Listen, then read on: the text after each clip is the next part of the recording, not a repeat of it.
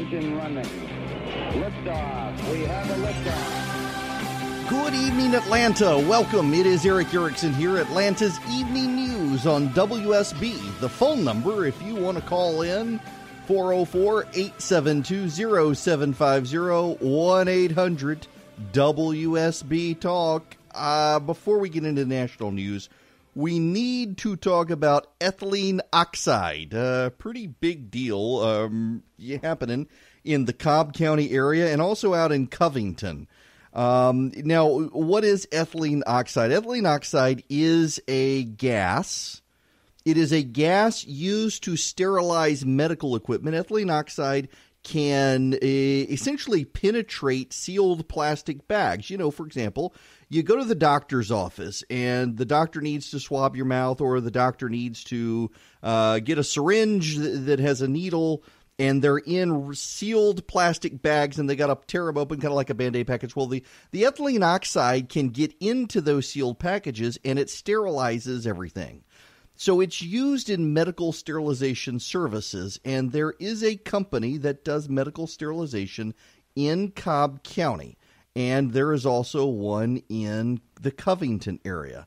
And they've been using ethylene oxide, and we got some problems as a result of that. So Sterigenics is in Cobb County. BD Bard is in Covington. Let me give you the backstory here.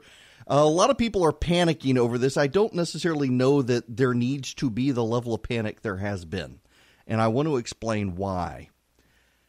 Ethylene oxide in 2016, the Environmental Protection Agency reclassified as a cancer-causing. In 2018, the EPA set about looking for census tracts in the nation where you may have an increased risk of cancer for ethylene oxide. Chronic breathing in of ethylene oxide may cause cancer. And again, there are a lot of mays here.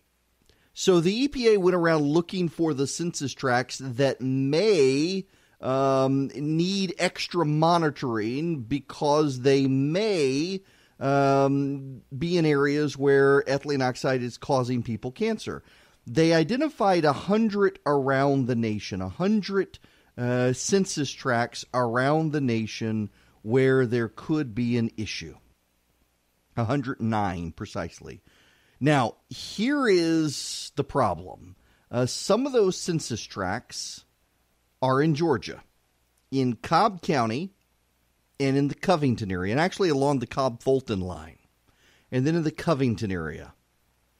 What the EPA is saying is, in fact, let me read you. This is a quote from the EPA director for the Southeast. It doesn't tell you in these 109 census tracts, it doesn't tell you that there is a problem, only that there might be one and you need to look at it more closely. And that's what the Georgia EPD is doing. It's a tight wire that you walk. Do you tell people and cause alarm with a screening level analysis, or do you go and get harder facts on the ground that let you determine if there's really a problem, and then you tell people? The EPA decided not to tell anyone because they didn't really have any data. They just had reclassified ethylene oxide as cancer-causing. Then they identified 2 years later 109 census tracts around the nation. And after that, you had this situation where it was exposed by reporters that there are census tracts in Cobb and Fulton County and over in the Covington area where people may be getting cancer from ethylene oxide. There is no data to suggest it's actually happening. That is why the EPA and the EPD did not come forward. What they wanted to do is they wanted to test, they wanted to search, they wanted to see. Now, this is actually a bigger deal than Cobb and Fulton and Covington because, as the EPA points out, a lot of hospitals use ethylene oxide to do sterilization. A great many of them do, and a lot of dentists' offices use ethylene oxide. So it's more pervasive than people think, but a lot of local hospitals are so small, they don't have any reporting requirements on them. So around the state, you may have hospitals using ethylene oxide for sterilization purposes. It is highly effective, very easy for them to use. It is also somewhat easy to be cleaned up, and the company in Cobb County is taking quick steps over the next, it takes a couple months to get the equipment installed, Sterigenics. They're taking steps to make sure they don't have any further leaks. Now, here's the interesting thing. According to the Environmental Protection Division in Georgia, they've examined it. The residential neighborhoods in the area are under no threat. Let's say this again. According to the Environmental Protection Division, in concurrence with the EPA, the residential areas around where the Sterigenics facility is are in no risk. That's very important to reiterate because people are scared. According to the government right now, there's no risk. The risk comes for business owners next to the facility.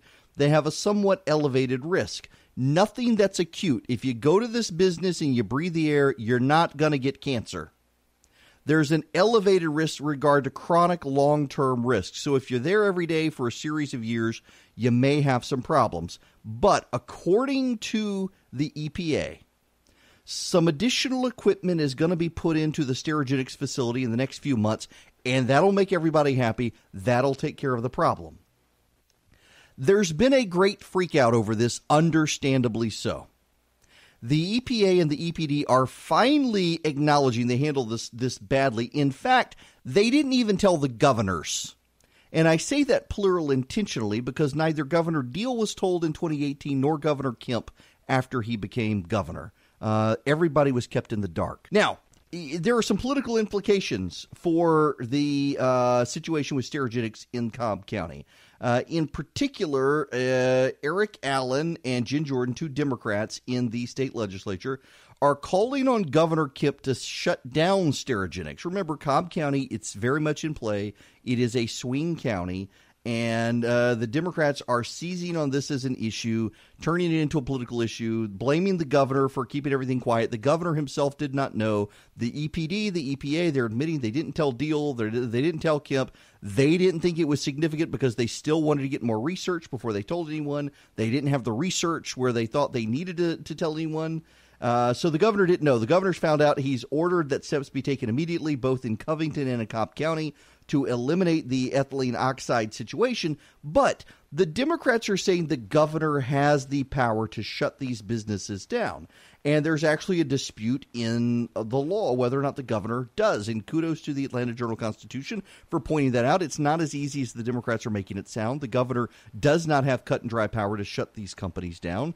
What we do know for certain, though, is that Sterigenics in Cobb County and the other one, BD, what's its name, in Covington, are taking affirmative steps to fix the situation. BD Bard in Covington. That's what we know so far. So let me just say this again. I get the alarm. To some degree, I wonder how much it was irresponsible journalism, though. Now, journalists will take strenuous issue with this. The public has a right to know, they say. But we're seeing people fly into a panic over the possibility of getting cancer. And what do we know from the EPA? We know the EPA in 2016 determined that ethylene oxides causes cancer. We know from the EPA that in 2018 they set about determining census tracts in the country that need to be watched. They came up with 109, some of them in Georgia. We know from the EPA that they told the EPD at that point, and we know from the EPD that they've been monitoring the situation, and we know from the EPD and now also from the EPA that none of the residential areas near Sterigenics or BD Bard are affected. We know from the EPA and the EPD that there may be some chronic long-term exposure risks for some businesses located very near those areas. By the way, this is why we have zoning laws. This is why you don't put residential houses in commercial and manufacturing areas and in factory areas and facilities like this in industrial development parks. That's why you don't have houses in those areas. We keep the businesses separated from the residential areas. And zoning helped. Zoning worked. And the EPA and the EPD say there is not a risk in these areas for the residential, for the residents. For the immediate surrounding businesses, possibly a long-term risk. So there was no reason to freak out. I understand why people would freak out. I totally do. If you're in an area and reporters start telling you that the EPA has your census tract listed as a high-risk area for cancer because of a factory, you're going to freak out for yourself, for your spouse, for your kids. You are. I would. I totally get that. I do. I don't want to minimize people freaking out about this, getting upset about this, being worried about this. I don't. But what does frustrate me a little bit is that we had this media spectacle and political spectacle and blame game starting. And if you listen to the EPA and the EPD, they say, yeah, okay, we should have told people more up front. But the reason we didn't is we didn't have the data. We were examining and trying to get the data. And we didn't get the data, and we wanted to get the data before we told anybody anything. That's why we didn't say anything. We needed to get the data. They didn't have the data. Well, some enterprising reporters found out, smelled a cover-up of some kind, and rushed out there to tell everybody and set off mass panic. And I understand the mass panic. What I don't understand is the irresponsibility of, hey, let's go make a name for ourselves by outing this stuff when it seems very clear that the EPA, by the way, it was the Obama-era EPA. Do you really think the Obama-era EPA would cover up a big business giving people cancer? Do you really believe that? No, of course they wouldn't. They would tell people. And the reason they didn't is because they were trying to get the data. And, you know, and now the Democrats seizing on it, trying to blame the governor. The governor didn't know himself. But the governor's gotten on it and ordered them to make changes. And they are. Case closed, you would think, hopefully. But I'm sure the media will blow this up further for ratings and selling papers and getting people all worried to make a name for themselves and possibly get a Pulitzer. I have terrible, terrible, terrible news. At least The Economist magazine says it's terrible news. More poor people are living longer, healthier lives because they're eating more meat. You know, you think meat's bad for you. No. Poor people who don't have access to a lot of high-quality protein, well, now they do. They're eating more meat around the world. That means they're living longer, healthier lives. Why is that terrible, terrible news? Well, my friends, according to The Economist, it means that they're going to stay longer and pollute the environment more. I wish I would be making that up, but I'm not making that up. Yep, not making it up at all. It is The Economist saying this. Let me read you the tweet. More poor people are eating meat around the world. That means they will live longer, healthier lives, but it's bad news for the environment. It is a religion with these people, is it not? And the only way for the saved to actually be saved is to get rid of all the people who pollute. My goodness gracious. Oh, we got to get back into the 1619 Project when we come back.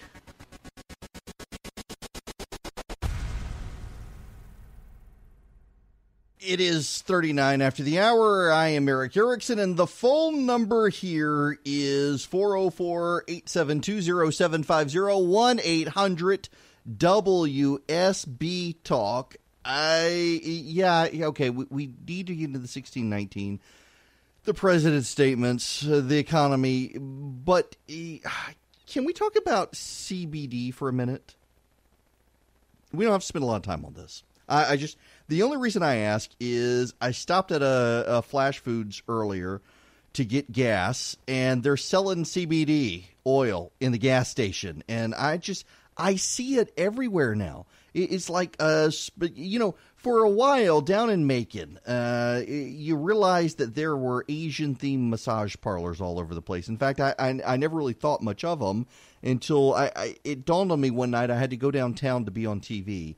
And I had never, ever, ever seen any of these places. The light was on saying they were open, and you never saw anybody there.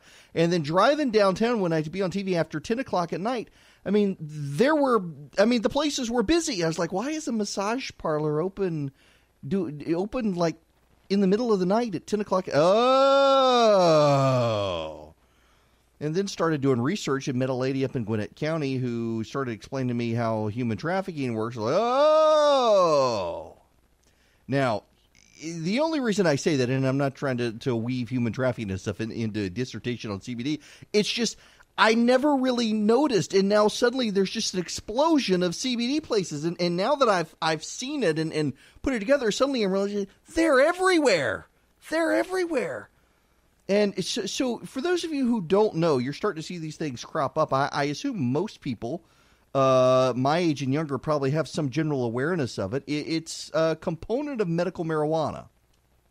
It comes from the hemp plant more often than not than the marijuana plant. The hemp and marijuana at basic look the same at first glance. Now, the reality is more complicated than that when it comes to the buds on a marijuana plant that are typically smoked to get high with THC. Not necessarily the case, and let's just say no one is walking around downtown Atlanta right now with a little Ziploc bag with hemp in it. They're just not.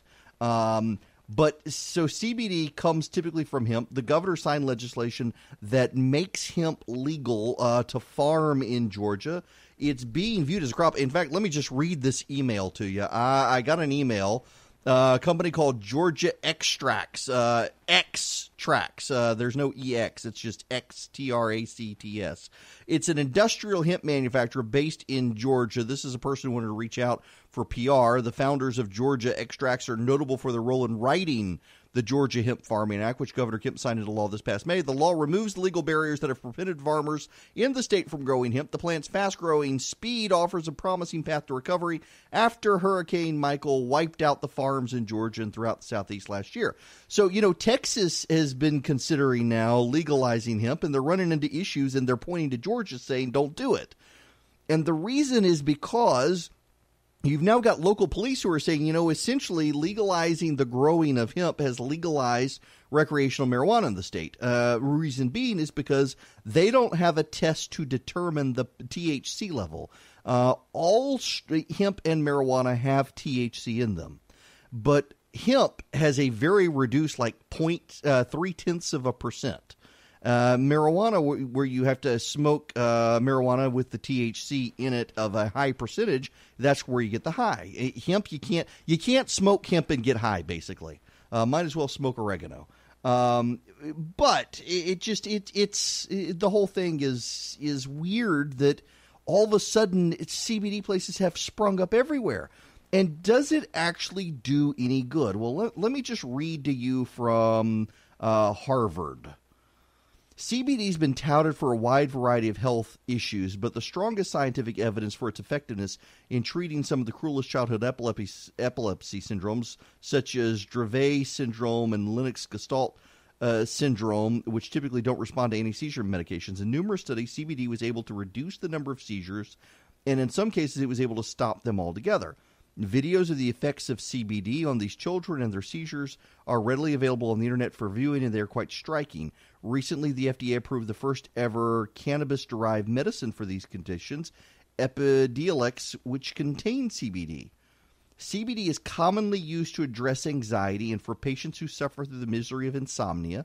Studies suggest that CBD may help with both falling asleep and staying asleep. CBD may offer an option for treating different types of chronic pain. A study from the European Journal of Pain showed, using an animal model, CBD applied on the skin could help lower pain and inflammation due to arthritis. Another study demonstrated the mechanism by which CBD inhibits inflammatory and neuropathic pain, two of the most difficult types of chronic pain to treat. More study in humans is needed. And in fact, when you talk to doctors who know about this and research it, they say there still needs to be more studies. How much of it is a psychosomatic effect? How much of it is real? But there's something else happening here. One of the things that the FDA is cautioning about, and I'm amazed by how these things have sprung up, is that this is a largely unregulated market. And there have been a lot of crazy claims, and some friends of mine who are scientists who actually are studying CBD and also THC, listen, you got to promise you can't call me angry when I say what I'm about to say. Do not call me angrily for what I'm about to say. Don't send me hate mail for what I'm about to say. I'm getting this from scientists who study THC and cannabis oil. So it's not me, it's them. They say it's like essential oils. That, yeah, okay, maybe it kind of does good for some people, and maybe there are some ways to do it, but for a lot of people, they're just making other people really rich on psychosomatics.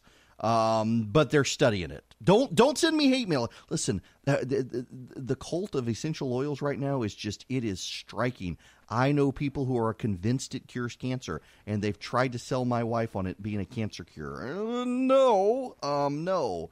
I think she'll keep on the medicine she's keeping on for now.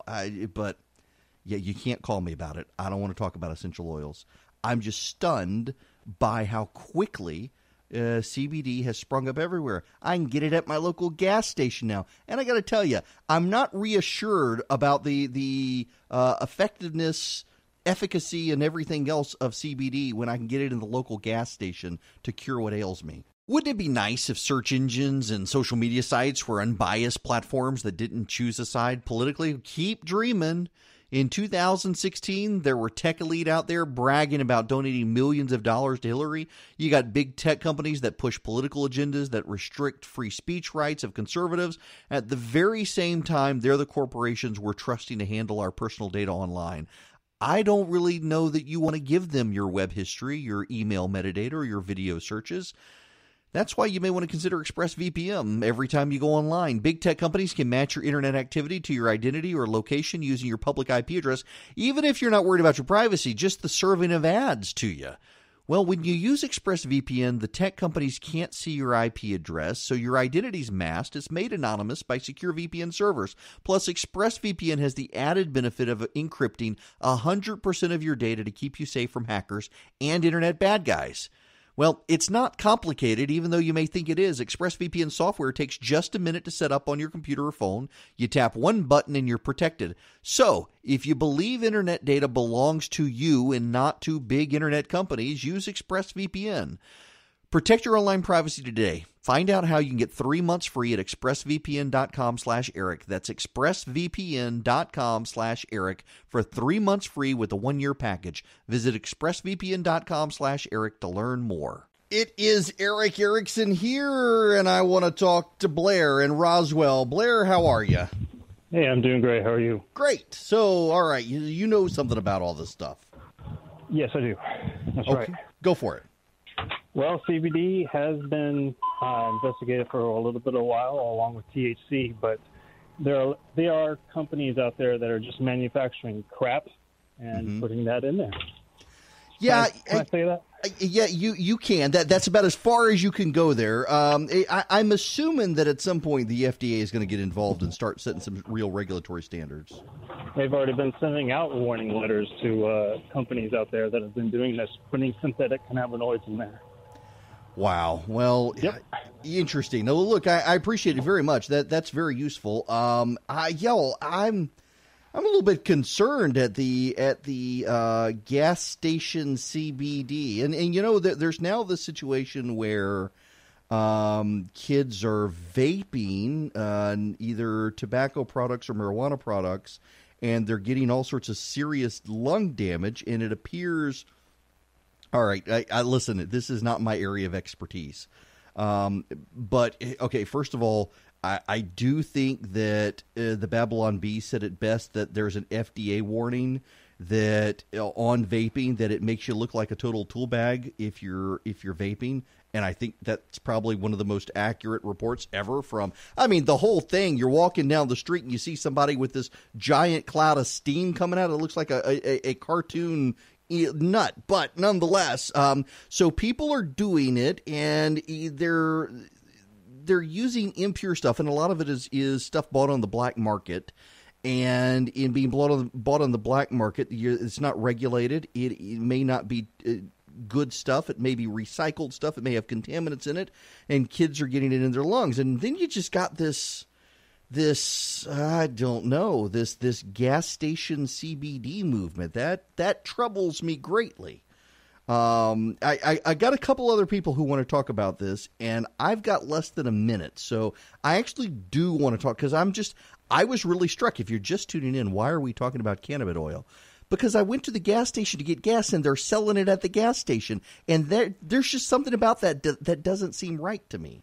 We also do need to talk about the economy. And we need to do some history lessons. We need to go back to the year 2000 when George W. Bush and Dick Cheney were running and saying the economy is in a slowdown. And what happened when George W. Bush and Dick Cheney said that? They were right, by the way. The economy was slowing down. We need to discuss that. But we'll come back and finish out the CBD discussion with the callers.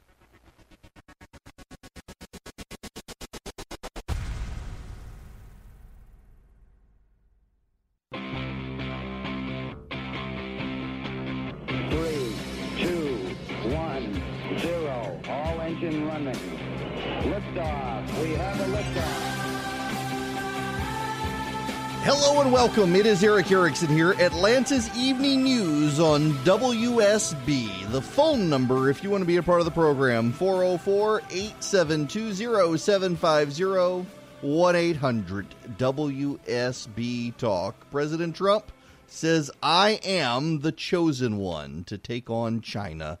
Comes after a series of tweets about the King of the Jews and whatnot. We'll get there at some point. We will get there. But before we get to any of that, we need to get to these phone calls. If you're just tuning in the last hour, I was talking about CBD oil and how you can get it now even at the local gas station up the street from me.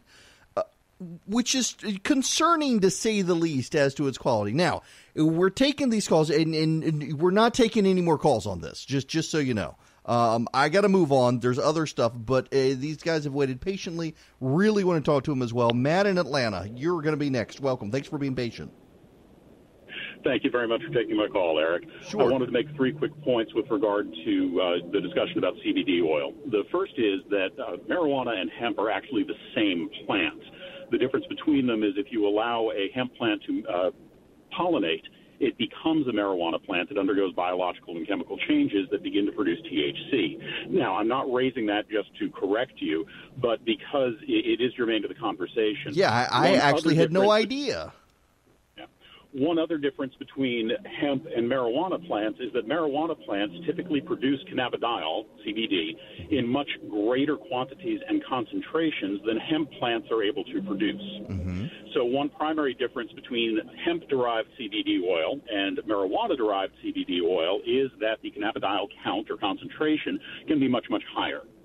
That leads me to my second point. You were correct in mentioning earlier that there are no studies that really get into the potential therapeutic benefit of marijuana-based medications, including marijuana-derived CBD oil in the United States. That's because marijuana is a Schedule I substance, and so it's actually illegal to research.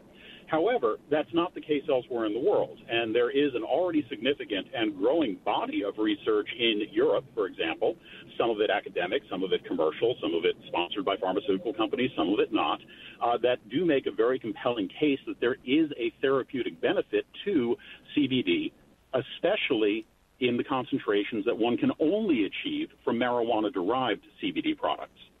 Oh, interesting. In fact, it's also worth mentioning that there are studies that also discuss out of Europe that discuss the therapeutic benefit of THC as a medicinal product.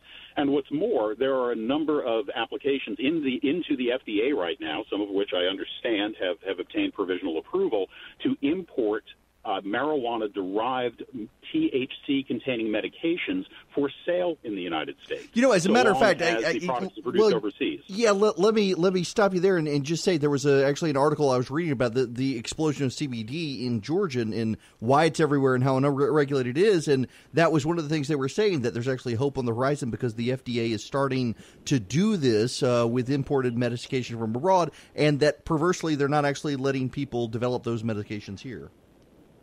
Precisely. And then that leads me to my third point. CBD is a thing, and some of that is because there are studies and just personal experiences out there that suggest that there is therapeutic benefit to CBD and CBD oil-containing products. But it's not just in your local gas station. In fact, if you walk into a branded drugstore or into a branded supermarket, you're likely to find CBD products there as well. However, to your earlier point, they are unregulated. They are essentially nutraceuticals, which is an entire category of unregulated or only lightly regulated products. And so, unfortunately, it falls to the consumer right now to do their research, do their homework to determine both whether a given nutraceutical, a CBD oil for the sake of argument, is safe and whether or not it's going to offer any actual therapeutic benefit. All right, Matt, I got to leave it there, but I thank you very much for that. That's very helpful. Man, that guy's got a voice for radio. Now, different caller. Ed in Atlanta. Going to be the last caller on this one, Ed. Welcome. Thank you, Eric. How are you doing? Good. How are you? Well, I'm doing well. I'm in a little bit of a pickle right now. The last gentleman that called definitely had some great things to say. I've also done some research, and after the Farm Bill of 2018 passed, which made CBD legal in all 50 states, it was a federal bill, I started taking CBD oil for an autoimmune disorder that I have, and it helped significantly with the pain. During this time, I've also been an administrator in a school setting. In March, I broke up a fight and was injured. As a result, went to workman's comp. They did a urine test, which came back positive for marijuana, and I have never done marijuana in my life. Mm-hmm. So after doing a little bit more research after the fact, CBD oil can contain up to 0.3% THC. Mm-hmm. And it depends on how the individual metabolizes the THC as to whether or not it's going to test positive. As a result of my autoimmune disorder, there was also some liver damage, which causes me to metabolize things more slowly. And as a result, I tested positive for marijuana, is what they're calling it. I've been involved for the last 5 months with that particular school system. I've had 4 hearings so far, and I'll have a 5th, which I expect to be exonerated from all of this. But the attempt was made to dismiss me from a system that I'd been a part of for almost 40 years. Good grief. Wow. Yeah, go ahead. The caution that I would have there is that people do their research. Even if you've listened to the news lately, Gwinnett County has stopped processing marijuana cases because they don't have a test that can tell the difference between hemp products and marijuana products. And so as a result of that and many other things that have gone on, I do believe that, this will go away for me. But it's been a process through which I've not been paid. I've been on leave without pay for 5 months, and at the best, I'll go back to work in November. Goodness. And that would be 7 months. So people need to look at this very carefully before they take it. It was suggested to me by a chiropractor in whom I have great confidence. And as a result, I've taken it. I continue to take it because it helps my pain. Mm-hmm. Well, listen, Ed, I'm sorry you're going through that, and thanks very much for sharing that. And yeah, that is an issue, the tests that are used.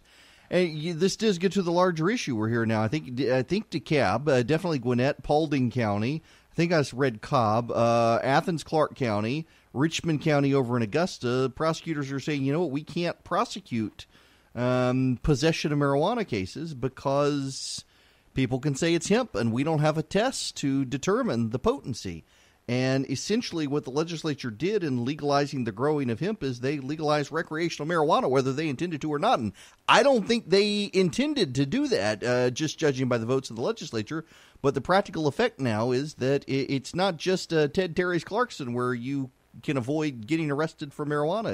It's a lot of other places now because they haven't yet gotten an effective test to determine potency to tell the difference between hemp and marijuana. This is going to be an issue that continues to develop in the state. Wouldn't it be nice if search engines and social media sites were unbiased platforms that didn't choose a side politically? Keep dreaming.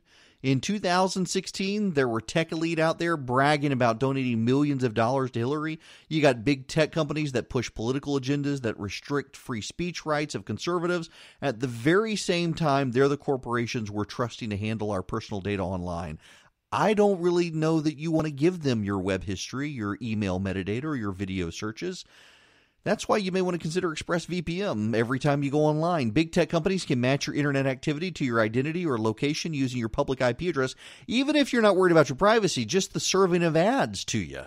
Well, when you use ExpressVPN, the tech companies can't see your IP address, so your identity's masked. It's made anonymous by secure VPN servers. Plus, ExpressVPN has the added benefit of encrypting 100% of your data to keep you safe from hackers and internet bad guys. Well, it's not complicated, even though you may think it is. ExpressVPN software takes just a minute to set up on your computer or phone. You tap one button and you're protected. So, if you believe internet data belongs to you and not to big internet companies, use ExpressVPN. Protect your online privacy today. Find out how you can get 3 months free at expressvpn.com/Eric. That's expressvpn.com/Eric for 3 months free with a 1-year package. Visit expressvpn.com/Eric to learn more. Let's have a history lesson just for a moment. I'll make it short for you. In the year 2000, George W. Bush ran against Al Gore.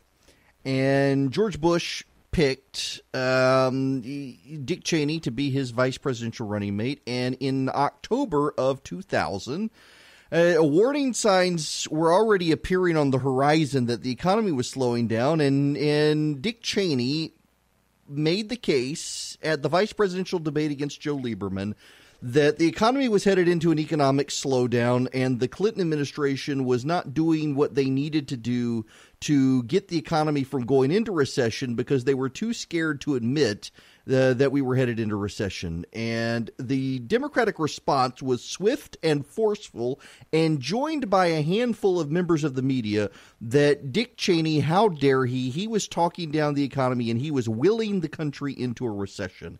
Shame on him. George W. Bush came to Dick Cheney's defense and tried to make the economic case, including trotting out then Indiana governor, he was before he was Indiana governor, Mitch Daniels, who I think became head of Office of Management and Budget for a while before becoming governor of Indiana, and said, no, actually, the economic data is out there. We've had an inverted yield curve several months prior, or about 12 months prior. That typically is a sign. It definitely looks like we are headed into recession. We've had now a quarter of economic growth that was in decline, and there's a recession. And they were pilloried in the press for talking down the economy. Bill Clinton did his little quivering lip, shaking his finger. Shame on them, talking down the American economy. Trying to wreck it for Al Gore. It turns out we actually were headed into a recession. The recession hit at the beginning of 2001, and they had to change some of the tax law to incentivize economic spending by businesses to try to spur economic growth again, and it worked, thankfully. One of the things being a payroll tax cut to help the middle class. Well, guess what? The economy is slowing down now. And Republicans are the ones telling everyone Democrats are talking down the economy. Shoes on the other foot. Same thing's happening.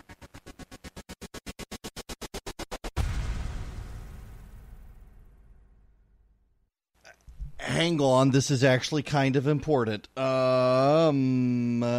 This came up last week. Who did it come up with? I am trying to... Oh, yes. Oh, I can't tell you. Oh, no.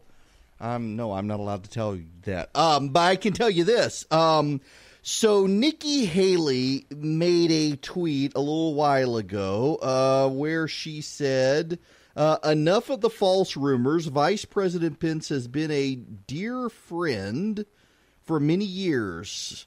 He has been a loyal and trustworthy VP to the president. He has my complete support. What this is about, I was asked... It was after the gathering. It would have been the week before the gathering of the new show, and it was by a very prominent elected official who reached out to me and asked, "Have you heard that the president is considering ditching the vice president for Nikki Haley?" And this had been a rumor a while back, and I dismissed it out of hand and said no. And then another very prominent elected official reached out to me and said, and this is what I can't tell you who. At first I thought, oh yeah, I can tell you who. It wasn't anybody. But no. These were prominent ones. I don't mean to be vague, but I don't want to get them in trouble.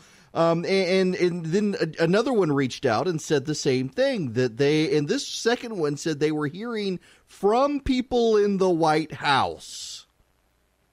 So Nikki Haley today pushed this out. Enough of the false rumors. Vice President Pence has been a dear friend of mine for years. He's been a loyal and trustworthy VP to the president. He has my complete support. And so there were some people spinning that she was angling for the vice presidential slot. And there were other people saying, in effect, that the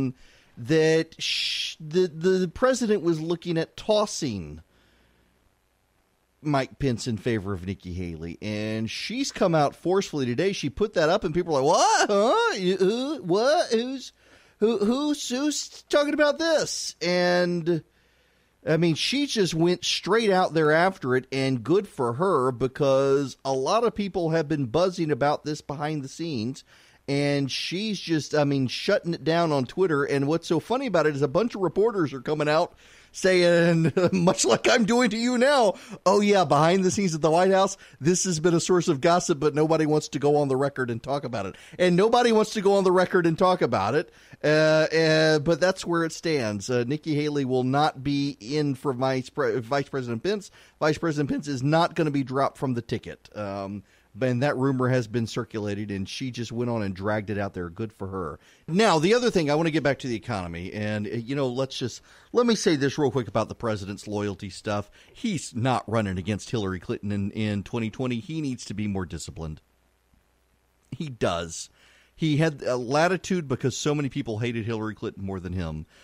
People do not hate Joe Biden the way they hated Hillary Clinton. And there are a lot of people in the suburbs who are willing to go for Joe Biden because they think the economy is slowing down. They think the president is unstable. And they like Joe Biden because they liked Barack Obama. He's not running against her. He needs to be more disciplined. And going out accusing Jewish voters who vote Democrat of being disloyal to Israel when they're American citizens is nuts. It is as nuts as Ilhan Omar accusing Jewish Americans of having dual loyalty to Israel. It is essentially the president saying you need dual loyalty to Israel. It was a dumb, boneheaded thing for him to say, and yet again, it gave the media the opportunity to blow up a scandal when there wasn't anything. They should still be talking about the invasion of Greenland, which we should still do, and now we're not. And then the idea that he's going to cancel a trip to meet with the Danish prime minister because she said Greenland wasn't for sale when Greenland wasn't even on the agenda for the meeting is just downright bizarre. Can we all acknowledge it's weird behavior? It is. He just needs to understand he's got to be more disciplined. He's got time to fix these things. But if the economy slows down, he's got to be on his A game.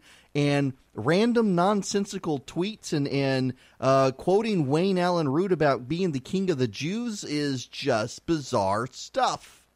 And then saying he's the chosen one. He needs to understand, yes, his base doesn't care what the media says. His base will defend him. Should he gun someone down on Fifth Avenue, he's right. The base is going to defend him. But he's got to have more than the base in 2020 because he's not running against Hillary Clinton. He needs to be on his A game. This stuff just isn't helpful for the president. He needs to do better. And can both sides just cut out the loyalty garbage?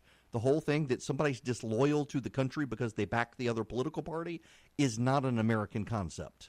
Eamon Javers is the Washington correspondent for CNBC covering the White House, says a senior administration official just gave me this reaction to Nikki Haley's tweet. The only person talking about Nikki Haley's vice president is Nikki Haley. That's not true. That's not true. I was reminded during break, a cabinet official also asked me if I heard anything after the vice president was at the Resurgent gathering. There had been a lot of buzz, and I was hearing this stuff, and they were hearing this stuff, and all from people in the White House. So, yeah, it's not Nikki Haley talking about this. Listen, here's what it is. It's idle gossip from staffers, and what it really has to do with is they're concerned about the president's reelection chances, and they're wondering if they can't get rid of the president off the top of the ticket, can they get rid of the vice president and shake it up with someone else? And they absolutely can't do that. Mike Pence is just too awesome a guy, and the conservative base loves him. I adore the guy. Nikki Haley certainly excites some people, and the president knows he's got a problem with female voters. He's mentioned this in the past himself. Not in it, and it was idle speculation from the president, kind of like buying Greenland wasn't really substantive. This should we consider some shakeups? What about Nikki Haley was also one of those things, from what I'm told by people. No one really took it seriously at the time, but it leaked out by people in the White House who really don't have the president's back and circulated. And this has now taken on a life of its own. So good for Nikki Haley for coming out and completely dismissing it.